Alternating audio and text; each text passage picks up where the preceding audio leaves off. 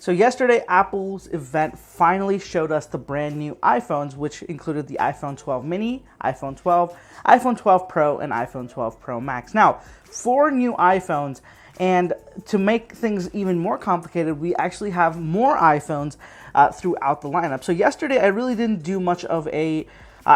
go deep into the other iPhones or the entire lineup. I just focused on the newest one. So today I'm going to get into the entire lineup and kind of dissect things, see what's a good deal, what's not, just kind of go through things. So let's start off looking up at the cheapest iPhone you can buy brand new unlocked from Apple.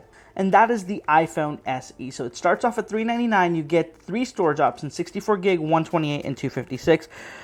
These prices are $399, $449, and $549, and comes in 3 colors: white, black, and red. And all 3 of them have black front. So that being said, this is a 4.7-inch iPhone. It's got the same design from the iPhone 8, but it does have the newest A13 chip, and I've done a bunch of videos on this before, so if you want to know more about the iPhone SE, be sure to check those out. But the iPhone SE, I think, is an amazing entry-level model, and it is really just, even with the iPhone 12s out right now, it holds its own, especially with the very aggressive price point. So the iPhone SE, I think it just makes a lot of sense, and it will continue to make sense throughout the rest of the year. Now, if you step up from the iPhone SE, from that $399 price point to the $499 price point, we come to the iPhone XR.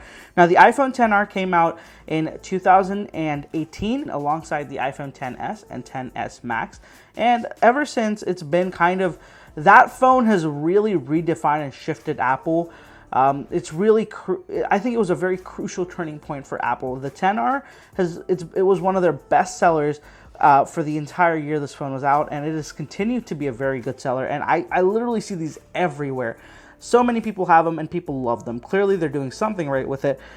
It is 2 years old now, and it starts at $499, which is pretty cool considering it started off at $749 when it was new 2 years ago. There are 2 storage options, 64 gig and 128. 64 is $499, 128 is $549, so pretty respectable price point right there. And it does come in all 6 finishes it launched with. So it does come with the white, black, blue, yellow, coral, and product red. So you get a bunch of color options, and this one I think is a little bit of I don't know. At 2 years old, it's a little bit harder to recommend this as it was last year, because last year it was still a year old, and even though you're paying $599, $600 for it, I felt like that was a pretty good deal. Even now, I think it's a good deal, but just for $100 more, you can get the iPhone 11, which is newer. It's got a better camera, camera system.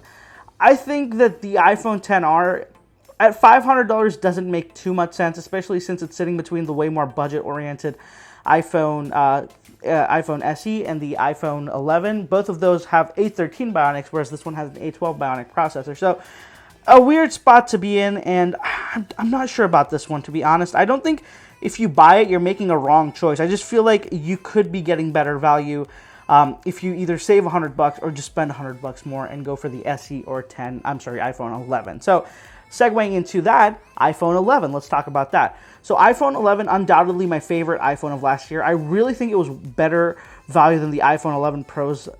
And I would honestly have, if I wasn't doing tech, I wasn't reviewing these products, I would not have bought the 11 Pro. I would have gone with the 11 because of how good it was. And that's what I recommended to people throughout the year. Now, the iPhone 11 does stay in the lineup. There were kind of questions as to will it continue to stay in the lineup, will it get discontinued, but it is in the lineup. The 11 Pros have been discontinued, but the 11 lives on. Again, it comes with the 3 storage variants, unlike the 2 of the iPhone XR. So you got the 64, 128, and 256, just like it was before. The prices now are $599 for the 64 gig, $649 for the 128 gig, 256 costs $749. So probably your best value is always going to be the 128 gig one, which is $650. So $650 gets you a lot of phone. This phone is nothing to scoff at. It's still a fantastic value. It does still come in the same 6 colors it was launched in, so you can get it in white, black, green, yellow, purple, and product red. The green and purple are fantastic colors, and I think that this year the new iPhones have kind of ignored those kind of awesome, cool colors and kind of gone a little bit more muted. But The iPhone 11 is just a fantastic phone all around, and I can definitely recommend this, even more so than the iPhone 12 mini, because the iPhone 12 mini is quite a small phone. So if you're not looking for a small phone, but you are on a budget, you want something that has a little bit of a bigger display, the 11 makes a lot more sense, because don't forget, like, people are not understanding this. The iPhone 12 mini, even though it is the same price as the iPhone 11 was last year, it is way smaller. It is smaller than the iPhone SE, so that's a huge change. So if you want a big display, if you want something that's got a little bit more battery life and all that wonderful stuff, it's honestly better to stick with the iPhone 11 if you can't afford to jump up to the iPhone 12. And segueing into that, let's talk about the 12 mini. So the 12 mini is one of the new ones, the newest additions to the lineup, and it is a 5.4-inch display, and it's a very small phone. It is smaller than the iPhone SE, which is already the smallest phone in the lineup, so it's a very, very small phone. This is definitely kind of a phone for people who want the smaller form factor. Now, I'm sure a lot of people are going to buy this anyway because it's the cheapest new iPhone you can get, but in reality, I think that it should be something you guys take a little bit more consideration into. If you want good battery life and you want, if you want that bigger display as well, stick with the iPhone 11. I feel like that will definitely give you more than you're like. It might feel like you're buying a 1-year-old phone, but really, with iPhones, it's hard to negate the value you can get even out of a phone that might look a year old. Now, the weird thing with the pricing on the iPhone 12 mini and iPhone 12 is that if you buy them unlocked, or on T-Mobile or on Sprint, you have to pay actually $730, not $700. So it's $30 more if you buy it unlocked, which sucks, and it just makes no sense to me.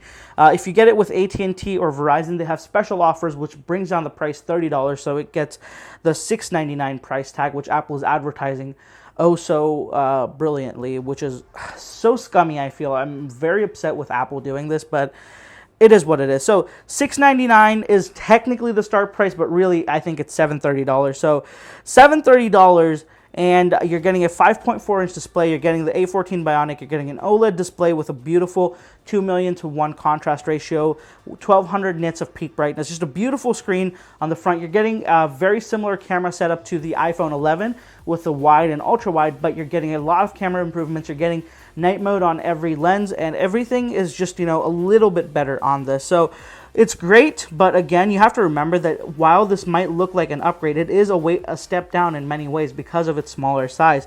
So if you're comparing the iPhone 11 to the newest one, you have to actually kind of compare it to the iPhone 12, which actually is $100 more. So that starts at $799, but really $729 because of that $30 price difference I told you about.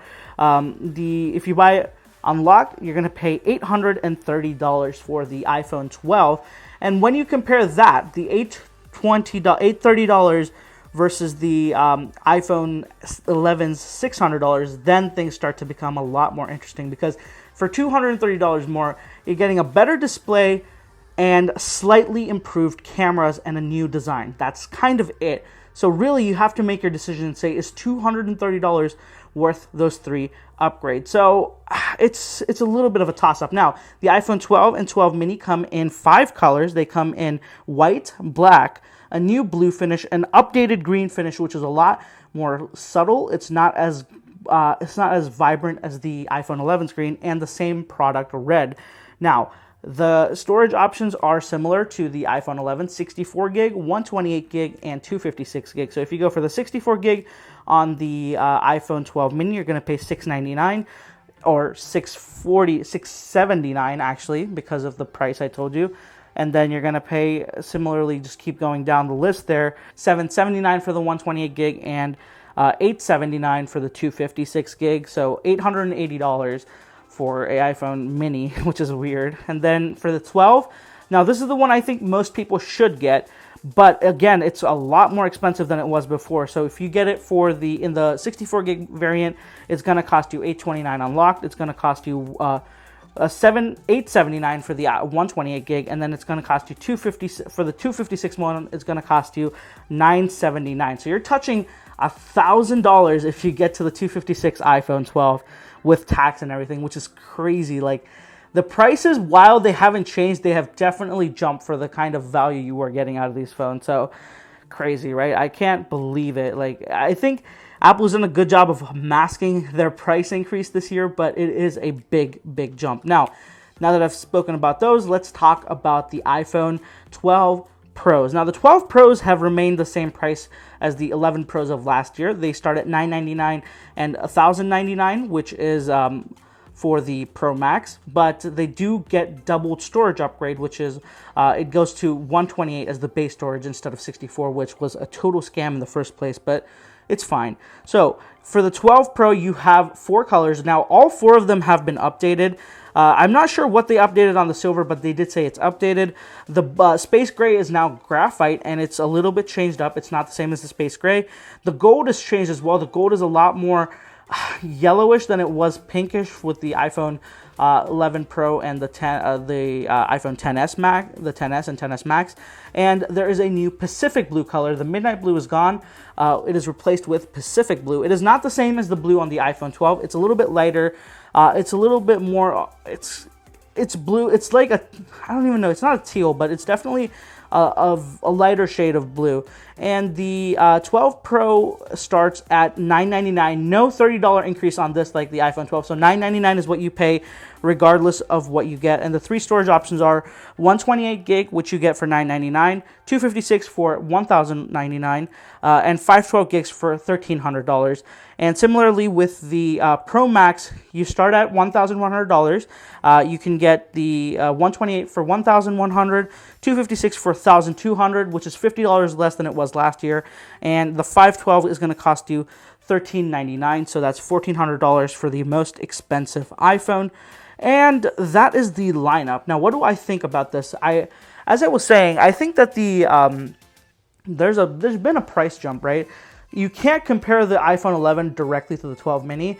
For the biggest reason I'm going to say is the battery and the screen size. Those are, while the display quality has improved significantly, I think that is a completely different class of smartphones all on its own. That kind of mini smartphone, the kind of compact phone. So when you compare, you have to compare the iPhone 11 to the iPhone 12, and the iPhone 11 started at $699, whereas the iPhone 8, the iPhone 12 starts at $829. So that's a $130 price increase over in just 1 year. And for that, really the thing you're getting is 5G and a slightly better display, which I don't know if it justifies it. And you're losing the inbuilt, the power adapter and all that's coming as well. So the price increase just doesn't sit right with me on the iPhone 12. Luckily, the 12 Pros and 12 Pro Max, the prices stay the same, but at the same time, the 12 Pro just doesn't feel that good of a deal because now the iPhone 12 has the same display. So 6.1 inch, you get the same display pretty much. So why would you want to go to the 12 Pro for one camera? It really doesn't sit right as well. So that's something you have to decide on. I think that the best value, even though the 12 is expensive, with the newest lineup, the 12 and 128 gig is going to be a very good value for money thing, considering the battery life and all that as an all-rounder. But the 12 mini is going to be great for people who want a compact phone, but it is going to be expensive. All these new phones are a little bit more expensive, even though they don't look like it. And if you're looking to buy something that's not in this generation, I think that the iPhone SE or iPhone 11 are the best way to go, depending on what your budget is. So that's kind of the entire iPhone condensed into a little bit of a more understandable way. Let me know what you guys think about the new iPhone lineup. Overall, I think they've done great. There's something at $399, $499, $599, $699, $799. $1,000 and $1,100 at base pricing. So they've they've kind of got something for everyone, depending on what you've got to spend. But at the same time, the value proposition of all of them don't equate to the same level. So you have to be a little bit careful on what you choose. So let me know what you guys think of this year's iPhone lineup down in the comments below. And let me know which one you're planning to get if you're getting a new iPhone within this year. I'd love to know what you think down in the comments below. Thank you so much for watching, guys. I'll catch you in the next one.